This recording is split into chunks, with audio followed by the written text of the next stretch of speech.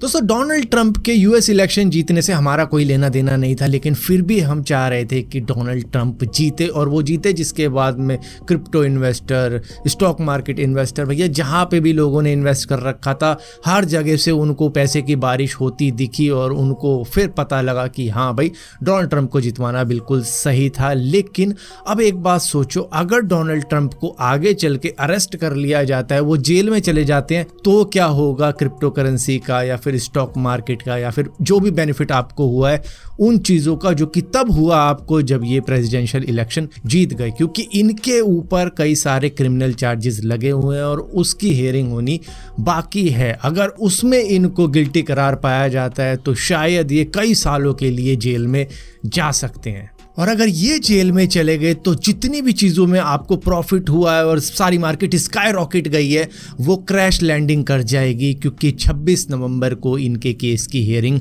होने वाली है। अब यहाँ पर आप कहोगे कि भैया कौन कौन से केस हैं, इस पे बता ही दो। तो भैया सबसे पहले तो इनके ऊपर केस है हश मनी केस, जिसके अंदर जो स्टॉर्मी डैनियल थी, जो कि इनकी एक अडल्ट पॉर्न स्टार जीएफ थी, उनके साथ में इनका काफ़ी ज़्यादा चक्कर चल रहा था, तो वो इनको एक्सपोज करने की बात कर रही थी कि मैं बता दूंगी दुनिया भर को कि भैया तेरा चक्कर मेरे साथ था, जो मैं तो अडल्ट पॉर्न स्टार हूँ, उससे तेरी इमेज पे काफ़ी ज़्यादा फ़र्क पड़ेगा। जिसके बाद में डोनाल्ड ट्रंप ने इनका मुंह चुप करवाने के लिए इनको काफ़ी ज़्यादा पैसे दिए थे, लेकिन जो पैसे दिए थे वो दरअसल इलेक्शन कैंपेन के पैसे थे और उसका यूज़ इन्होंने अपनी प्राइवेट चीज़ों के लिए कर लिया या फिर पर्सनल यूज़ कर लिया। उसको पर्सनल यूज़ ही कहेंगे, वरना इनको अपनी जेब से पैसे देने पड़ते, जिसकी वजह से इनके ऊपर 34 फेलोनी चार्जेस हैं सिर्फ इसी केस के अंदर। और दूसरा केस है डोनाल्ड ट्रंप के ऊपर जो है क्लासिफाइड डॉक्यूमेंट्स को अपने पास रखने का। दरअसल इन्होंने जब प्रेसिडेंशियल इलेक्शन हार गए थे जो बाइडेन से, तब इन्होंने कई सारी क्लासिफाइड डॉक्यूमेंट्स व्हाइट हाउस से लेकर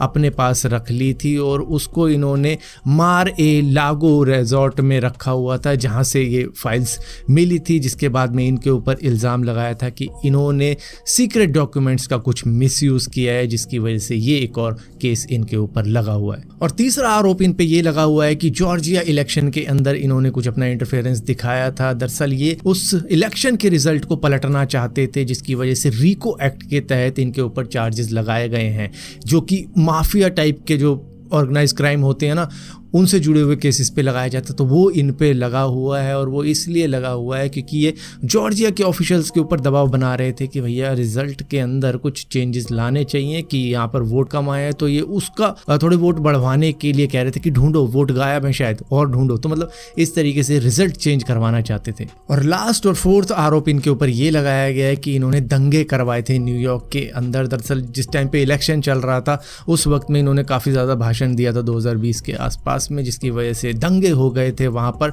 तो उसकी वजह से इनके ऊपर आरोप लगे हैं कि भैया ये दंगे तुम्हारे भाषण की वजह से हुए, तुमने ऐसा करवाया था ताकि तुम इलेक्शन का रिजल्ट चेंज कर पाओ। सो अगर इन सब में ये गिल्टी करार पाए जाते हैं तो इनको मैक्सिमम कितनी सज़ा हो सकती है? दरअसल हश मनी केस के अंदर इनको शायद 4 साल तक की सज़ा हो सकती है। मैं कम से कम बता रहा हूँ, सभी में ज़्यादा से ज़्यादा तो भैया 10 साल भी हो सकती है इसके अंदर, लेकिन 4 साल की सज़ा है इसके अंदर। और क्लासिफाइड डॉक्यूमेंट इधर से उधर करने की सज़ा 10 साल की है, उसमें 20 साल की भी हो सकती थी, तो टोटल हो गए 14 साल। इसके बाद में जो जॉर्जिया इलेक्शन में इंटरफेरेंस किया था इन्होंने, तो उसके अंदर इनको 5 साल तक की मिनिमम सज़ा हो सकती है, तो हो गए 19 साल। और इसके बाद में जो लास्ट केस है, दंगों वाला केस है, उसके अंदर इनको 20 साल तक की सज़ा हो सकती है। तो इन टोटल इनको करीबन 40 साल तक की सज़ा हो सकती है अगर ये गिल्टी करार पाए जाते हैं इन सभी केसेस के अंदर। हालांकि अब आपके दिमाग में एक चीज़ आ रही होगी कि भैया अगर इनको सज़ा हो गई, ये जेल चले गए, मान लो चलो 2 साल के लिए भी जेल चले जाते हैं, तो क्या प्रेसिडेंसी इनके हाथ से चली जाएगी, वो किसी और को दी जाएगी? तो भैया आज तक तो अमेरिकन हिस्ट्री के अंदर ऐसा नहीं हुआ है। अगर ये जेल भी जाते हैं तो भैया जेल के अंदर से ये अपनी प्रेसिडेंसी संभालेंगे, मतलब ये राष्ट्रपति बने ही रहेंगे तब भी जेल के अंदर। जिस तरीके से केजरीवाल सीएम बना हुआ था जेल के अंदर से भी, तो उसी तरीके से इनके साथ में भी होगा। लेकिन अगर आपको मालूम हो, इंडिया के अंदर राष्ट्रपति के पास में इतनी पावर होती है कि वो किसी भी क्रिमिनल की सज़ा माफ़ करवा सकते हैं। तो उसी तरीके से यूएस के अंदर भी प्रेसिडेंट के पास में इतनी पावर होती है कि वो सज़ा माफ़ करवा सकता है। लेकिन क्या ये करवा पाएंगे? आज तक तो नहीं किया किसी भी प्रेसिडेंट ने ऐसा अपने साथ में, लेकिन ये कर सकते हैं। ये सभी चार्जेस के अंदर से छुटकारा पा लेंगे। जैसे ही जज बोलेगा